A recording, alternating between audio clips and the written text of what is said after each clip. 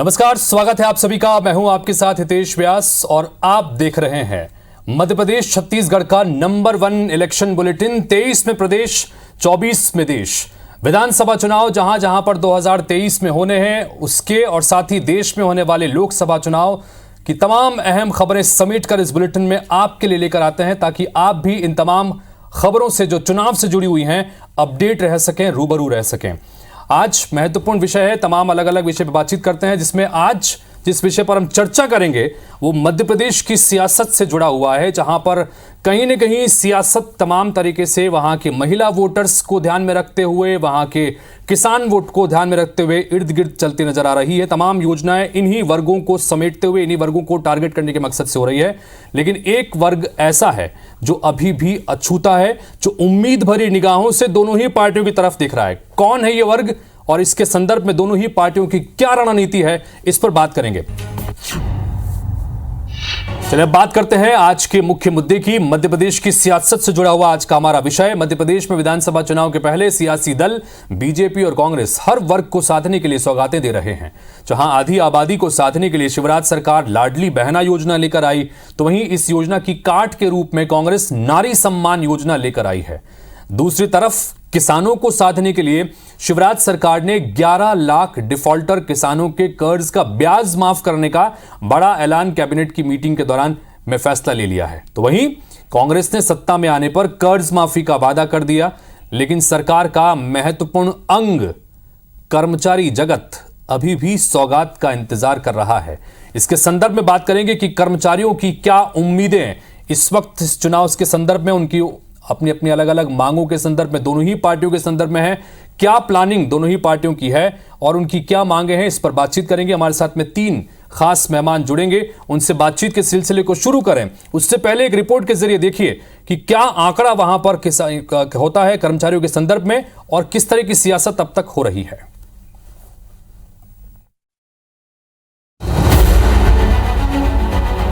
पहले महिलाओं को संबल, फिर किसानों को राहत। चुनावी साल में बीजेपी सरकार ने महिलाओं और किसानों के लिए तो बड़ी घोषणा की, लेकिन कर्मचारी वर्ग का बड़ा तबका अब भी नजरअंदाज है। यही वजह है कि प्रदेश के 10 लाख कर्मचारी अलग अलग मांगों को लेकर सरकार पर दबाव बना रहे हैं। पिछले दिनों एनएचएम के संविदा कर्मचारियों ने नियमितीकरण की मांग को लेकर आंदोलन किया, तो तृतीय वर्ग कर्मचारी संघ ने 5 कर्मचारी संगठनों के साथ मिलकर पुरानी पेंशन बहाली और पदोन्नति जैसे 17 सूत्रीय मांगों को लेकर आंदोलन किया। महिलाओं और किसानों के लिए सौगात की घोषणा के बाद कर्मचारी संघ ने उनको मिल रहे आश्वासन को लेकर मोर्चा खोल दिया है। प्रदेश का कर्मचारी माननीय मुख्यमंत्री जी से यही अपेक्षा करता है कि मुख्यमंत्री जी कर्मचारियों की न्यायोचित एवं अच्छी जो मांगे हैं, जिनसे कर्मचारियों का हित हो, उनके परिवार का हित हो, उन मांगों को जल्द से जल्द पूरा करें। कर्मचारियों की भी सुने, जिस तरह से वो किसानों, महिलाओं, बच्चों, बुजुर्गों को तीर्थ यात्रा करवा रही है, उसी तरह कर्मचारियों को भी कहीं ना कहीं उनकी सुनवाई होनी चाहिए। उनकी जो भी मांग, न्यायोचित मांगे हैं। एक तरफ कर्मचारी वर्ग अपनी मांगों को लेकर आवाज बुलंद कर रहा है, तो दूसरी तरफ इस पर सियासी बयानबाजी का सिलसिला भी तेज है। बीजेपी सरकार के जिम्मेदार कह रहे हैं कि कर्मचारी संगठनों से लगातार संवाद कर रहे हैं और उचित मांग होगी तो सरकार उसको पूरा करेगी। वहीं कांग्रेस कह रही है कि सरकार आने पर पुरानी पेंशन योजना बहाल होगी और बाकी मांगे भी कांग्रेस के वचन पत्र में शामिल होंगी। कर्मचारी बंधुओं से मैं कहना चाहता हूँ, माननीय सीएम साहब ने मुझे काम दिया कर्मचारी नेताओं से बात करने का, मैं सबसे बात भी करता हूँ। अभी 29 संगठन के कर्मचारी आए थे, उनके साथ में करीब 2.5-3 घंटे बैठा। तो जो विधि सम्मत होगी, जो जुनैन मांगे होंगी, हम कंप्लीट करेंगे, देंगे भी उनको। कांग्रेस का वचन पत्र आ जाने दीजिए। शायद भारतीय जनता पार्टी को टेंट हाउस की दरी और चादर और रजाई कम पड़ जाएगी, मुंह ढककर ऐसा सोते रहेंगे ये लोग। वचन पत्र आ जाने दीजिए और कमलनाथ जी का वचन पत्र एक कमिटमेंट होगा। एमपी में नियमित और संविदा सहित अन्य वर्ग के कर्मचारी अधिकारियों की संख्या करीब 10 लाख है। इनके परिवार के सदस्यों को मिला लें तो एक बड़ा वोट बैंक कर्मचारी वर्ग का है। चुनाव में कर्मचारी वोटों को कोई भी सियासी दल नजरअंदाज नहीं कर सकता। ऐसे में बीजेपी कांग्रेस के चुनाव से पहले इनकी नाराजगी दूर करने के लिए क्या करती है, ये बड़ा सवाल है। Bureau report, IBC 24। तो कर्मचारी संगठन बड़ी उम्मीदों के साथ इस वक्त दोनों ही राजनीतिक दलों की तरफ देख रहे हैं। ऐसे में देखना होगा कि जैसे जैसे चुनाव नजदीक आएंगे इस वर्ग के लिए क्या कुछ होता है। इस पर बातचीत करने के लिए हमारे साथ में 3 मेहमान जुड़ रहे हैं। अजीत भदौरिया कांग्रेस पार्टी के प्रवक्ता हैं। अजीत जी, स्वागत है आपका। हमारे साथ में प्रहलाद कुशवाहा जी, जो कि बीजेपी के प्रवक्ता हैं। प्रहलाद कुशवाहा जी, आपका भी बहुत बहुत स्वागत। साथ ही हमारे साथ में उदित भदौरिया जी भी जुड़ रहे हैं, जो कि कर्मचारी संगठन से जुड़े हुए हैं, कर्मचारी नेता हैं। उदित जी, आपका भी बहुत बहुत स्वागत। सबसे पहले उदित जी, आपसे ही इस चर्चा की शुरुआत करते हैं। क्या उम्मीद कर रहे हैं इस चुनावी साल में, चूंकि लगातार आपके अलग अलग संगठन अलग अलग मांगों को लेकर प्रदर्शन करते रहे हैं, क्या कुछ इस बार लग रहा है चुनावी संदर्भ में? जी, चुनावी संदर्भ में क्या, हम लोग तो पूरे कर्मचारी संगठनों का उद्देश्य तो एक ही है और सभी का उद्देश्य कर्मचारी हितैषी। पिछले 2 वर्ष से हम लोग संघर्ष कर रहे हैं। कर्मचारी संगठन कोई भी हो, सभी कर्मचारी हित में लगे हुए हैं और कर्मचारियों का मेन उद्देश्य है कि प्रदेश के शासकीय सेवकों की समस्याओं से सरकार को अवगत कराना। हम लोग शासन का अंग है, सरकार कोई भी रहे। हड़ताल करना, ज्ञापन देना, ये हमारा मौलिक अधिकार भी है, लेकिन संवैधानिक दायरे में रहते हुए। तो हम लोग पिछले 2 वर्ष से सरकार को अवगत करा रहे हैं कि जैसे हमारी पुरानी पेंशन बहाल की जाए, हमारा केंद्र के समान डीए और उसका एरियर दिया जाए, संविदा कर्मी जो भी जिस सभी विभागों के संविदा कर्मियों को नियमित किया जाए, जो स्थायी कर्मी हैं उन्हें 7वां वेतनमान दिया जाए, कंप्यूटर ऑपरेटर हैं या जो दैनिक वेतनभोगी हैं, जो भी 5-7 साल से ज़्यादा समय से कार्यरत हैं, उनको सबको नियमित किया जाए, कंप्यूटर ऑपरेटर को नियमित किया जाए। शिक्षक जो है, अतिथि शिक्षक, अतिथि विद्वान 20-22 साल हो गए आज तक नियमित नहीं हुए, इनके लिए भी हमारी लड़ाई पिछले 2 वर्ष से चल रही है। हम शांतिपूर्ण ढंग से सरकार को ज्ञापन देते रहे। तो लेकिन उदित भदौरिया साहब, यहाँ पर तमाम अलग अलग जो मांगों के संदर्भ में बात करें, उसमें प्रमुख रूप से अलग अलग संगठनों की नियमितीकरण की एक मांग है, दूसरा पुरानी पेंशन लागू करने की बात, और केंद्र के समान जो तमाम अलग अलग भत्ते केंद्रीय कर्मचारियों को मिलते हैं वो राज्य के कर्मचारियों की तरफ से मांग है। और ये इनकी प्रमुख मांग है, जिसके जरिए कह रहे हैं कि हम समय समय पर सरकार को भी अवगत कराते रहे हैं। प्रहलाद कुशवाहा जी, क्या कहेंगे कर्मचारी वर्ग की इस मांगों के संदर्भ में? 10 लाख कर्मचारी हैं और इस 10 लाख कर्मचारी के परिवार के सदस्यों को जोड़ लें तो एक बहुत बड़ा वोट बैंक बढ़ता है। महिलाओं के संदर्भ में तो सरकार ने बड़ी घोषणा की है, किसानों के संदर्भ में भी की है। प्रहलाद जी, क्या कुछ कहेंगे कर्मचारियों के संदर्भ में?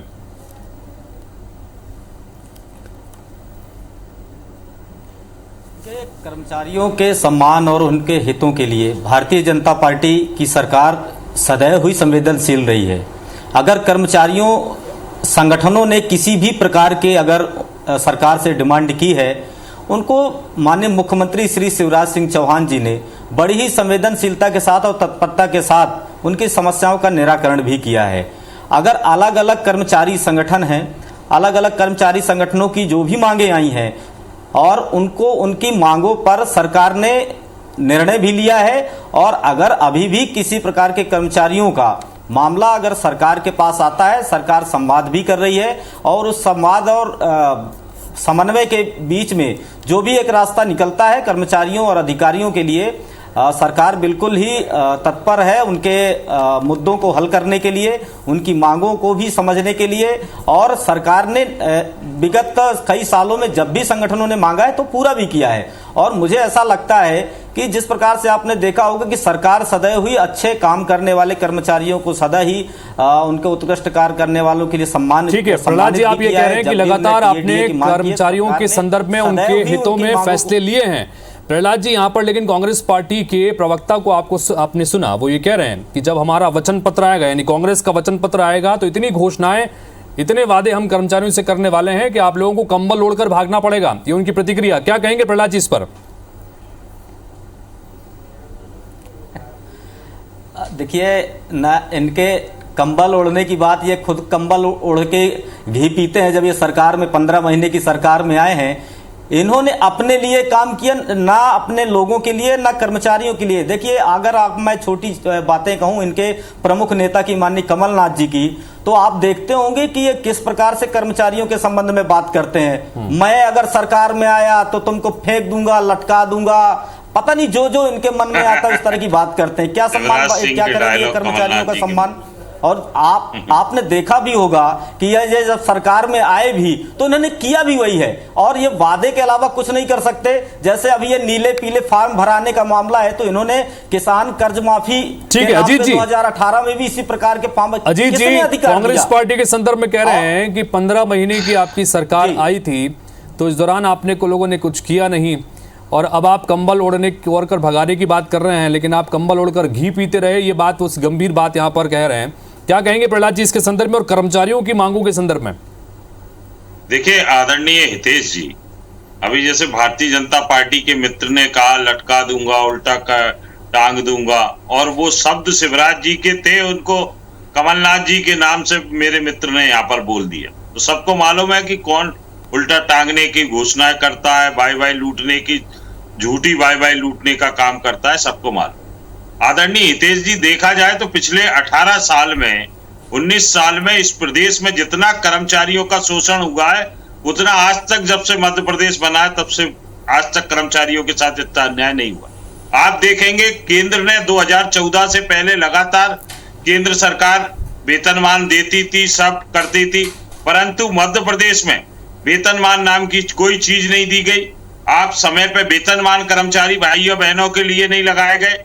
आप देखेंगे कि 15 महीने की बात कर रहे हैं, अरे 15 महीने में इन्होंने जो एनआरएचएम के कर्मचारी आदरणीय हितेश जी जो निकाल दिए थे, 124 कर्मचारियों की कमलनाथ जी की सरकार ने, जिसको 12 महीने प्रशासनिक रूप से काम करने का समय मिला था, उस 12 महीने में 124 कर्मचारियों को ज्वाइन करवाया।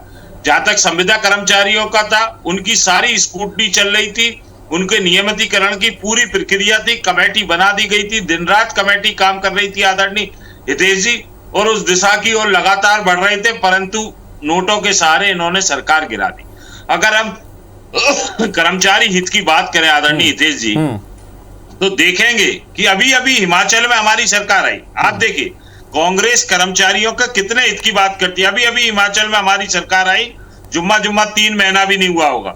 आप देखिए ओल्ड पेंशन स्कीम लागू कर दी गई। आउटसोर्सिंग के जितने कर्मचारी थे, जैसे कर्मचारी नेता उदित जी मांग कर रहे हैं, कंप्यूटर ऑपरेटर और ये सब, सबके नियमितीकरण के आदेश जारी हो चुके। ठीक है प्रहलाद जी, छत्तीसगढ़, राजस्थान, प्रहलाद जी क्या कहेंगे? ओल्ड पेंशन स्कीम जिसकी मांग यहाँ पर कर्मचारी संगठन भी लगातार करते रहे हैं, कांग्रेस पार्टी ने, कांग्रेस पार्टी ने, जी मैं वही अजीत जी मैं कह रहा हूँ कि कांग्रेस पार्टी ने ओल्ड पेंशन स्कीम को अपना प्रमुख हथियार बनाया है हिमाचल प्रदेश में। सवाल तो सुन लीजिए प्रहलाद जी, सवाल तो सुन लीजिए। अगर एक आदेश, अरे प्रहलाद जी सवाल तो सुन लीजिए पहले। प्रहलाद जी मेरा सवाल आपसे यह है, हिमाचल प्रदेश में ओल्ड पेंशन स्कीम की बात कहकर कांग्रेस सत्ता में आई, छत्तीसगढ़ में जहां पर कांग्रेस की सरकार है यहां पर ओल्ड पेंशन स्कीम लागू कर दी गई, राजस्थान में ओल्ड पेंशन स्कीम सबसे पहले लागू की गई, मध्य प्रदेश के कर्मचारी मांग कर रहे हैं। क्या आप लोगों को नहीं लगता कि ये चुनौती बन सकता है बीजेपी के लिए?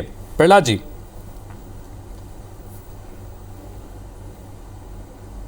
देखिए, मुझे लगता है कि कांग्रेस पार्टी बहुत ही अच्छे तरीके से अच्छा प्रेजेंटेशन लेकर झूठ बोलती है कि हम हिमाचल में, देखिए ठीक है, ये हिमाचल में झूठ बोलकर ये वादा करके आए कि हम, और अरे राजस्थान में लागू कर दी हितेश जी, इनको बताओ जरा। लेकिन राजस्थान में भी सरकार है, आदेश है जिसमें ये दिखा सकते हैं कि इन्होंने ओपीएस लागू किया? नहीं दिखा सकते, क्योंकि इन्होंने नहीं किया। और यहां तक इन्होंने पेट्रोल डीजल भी कम करने की बात की थी, इन्होंने 3 रुपए बढ़ा दिया हिमाचल में चुनाव जीतने के बाद। और ये अगर कहते हैं कि हम कर्मचारियों के इतने बड़े हितैषी हैं, तो राजस्थान में इनकी सरकार है, छत्तीसगढ़ में इनकी सरकार है, तो क्या वहां पर इन्होंने क्यों नहीं लागू किया? नहीं, इन दोनों राज्यों में प्रहलाद जी, इन दोनों ही राज्यों में ओपीएस लागू है। कितना बोल सकते हैं भारतीय जनता पार्टी, प्रहलाद जी इन दोनों ही राज्यों में, वही तो मेरा सवाल है प्रहलाद जी आपसे, राजस्थान में भी और छत्तीसगढ़ में भी ओपीएस लागू है।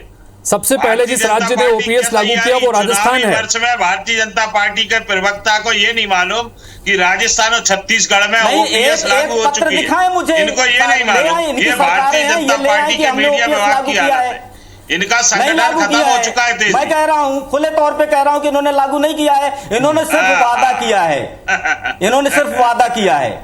ठीक है ठीक है उदित जी ये चूंकि तमाम अलग अलग मांगे क्या हैं है कि अगर ये इन्होंने कहा माननीय भदौरिया, मैं हाँ बोलिए जी एक मिनट बोलिए। जैसे इन्होंने कहा कि 12 महीने इनको काम करने का मौका मिला, तो 12 महीने काम करने का मौका मिला, लेकिन इनके नेता राहुल गांधी जी आए थे, 10 दिन गिरा के गए थे। लेकिन आज 11 लाख किसान डिफाल्टर हैं क्योंकि आपने उनका कर्जा माफ नहीं किया, आपके भरोसे रहे। 10 दिन गिनाए आपको 12 महीने, तो आपके नेताओं ने दिया। जब आपने इनकी नहीं मानी, किसानों का ब्याज माफ करने के लिए शिवराज जी प्रहलाद जी ठीक है आज देना पड़ रहा है। प्रहलाद जी यही तो हमारा विषय है कि महिलाओं के संदर्भ में तो सरकार ने लाडली लक्ष्मी योजना के बाद अब लाडली बहना योजना लेकर आए। कांग्रेस पार्टी भी इस पर एक बात कदम आगे बढ़ते हुए कह दी कि हमारी सरकार अगर आएगी तो ये सरकार 1000 दे रही है, हम 1500 रुपए देंगे। सिलेंडर की बात भी कर रहे हैं।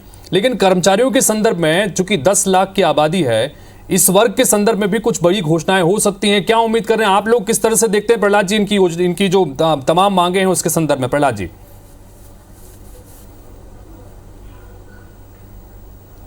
देखिए आदरणीय हितेश जी, मैं बहुत स्पष्ट कहना चाहता हूं कि कर्मचारी संगठनों की बात सरकार से जब कर्मचारी संगठनों ने कहा है, माननीय शिवराज सिंह चौहान जी ने बात किया है और उनको बात करने के बाद उसका निष्कर्ष भी निकाला है। और अभी कर्मचारियों की जो भी मांगे होंगी, माननीय शिवराज सिंह चौहान जी बड़े ही संवेदनशील मुख्यमंत्री हैं, वो बैठेंगे और उनके मांगों पर त्वरित निर्णय क्या कहेंगे इस पर, इस आश्वासन पर जो प्रहलाद जी यहाँ पर कह रहे हैं इसके संदर्भ में, जो कि चुनाव है और आपकी अलग अलग मांगे हैं। आपने कहा कि नियमितीकरण की बात कर रहे हैं, आप ओल्ड पेंशन स्कीम की बात करते हैं, क्या कहेंगे इस पर?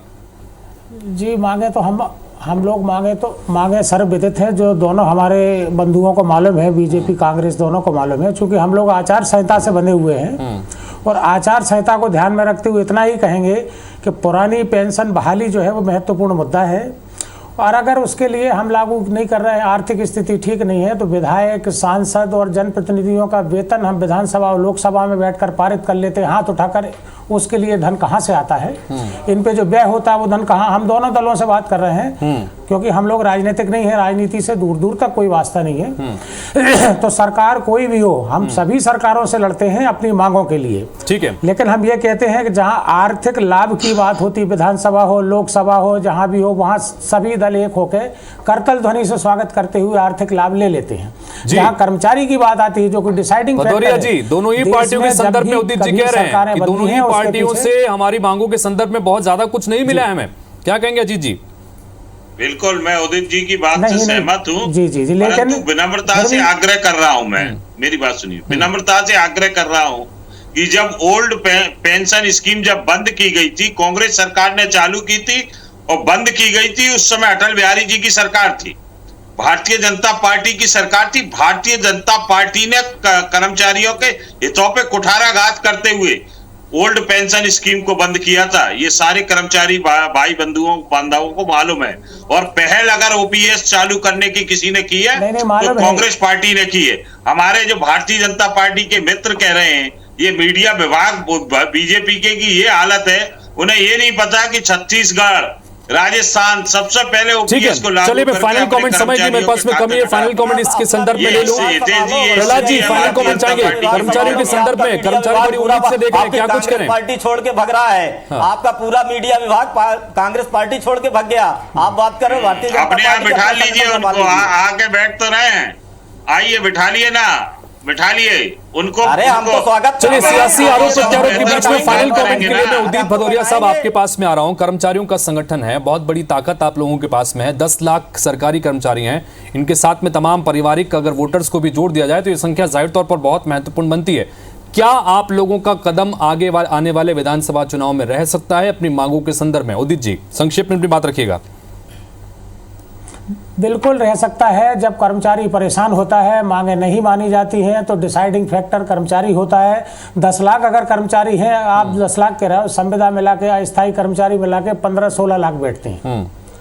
और हम लोग 15-16 लाख कर्मचारी, एक घर में अगर 5 वोटर होते हैं, 4 वोटर होते हैं तो 50 लाख हैं। अगर आप 4 मिलने वाले हैं तो हम 2 करोड़ वोटर हैं, और 5 करोड़ में 2 करोड़ वोटर डिसाइडिंग फैक्टर होता है देश में। जहां भी सरकारें बदली गई हैं, तो 5 करोड़ में 2 करोड़ वोटर अगर कर्मचारियों से प्रत्यक्ष और अप्रत्यक्ष तौर पर जुड़े हुए हैं तो आप अंदाजा लगा सकते हैं कि कितना बड़ा ये वोट बैंक है और कितना महत्वपूर्ण है। जाहिर सी बात है कि तमाम पार्टियों के जहन में भी ये फैक्टर होगा। अब देखना होगा कि कर्मचारियों की मांगों के संदर्भ में दोनों ही पार्टियां क्या रुख अख्तियार करती हैं। आगे आने वाले समय में इसका इंतजार करना होगा। फिलहाल समय की कमी। आप तीनों का बहुत बहुत शुक्रिया इस चर्चा में शामिल होने के लिए, अपनी बात रखने के लिए। तो इसी के साथ फिलहाल इस बुलेटिन में इतना ही। नमस्कार।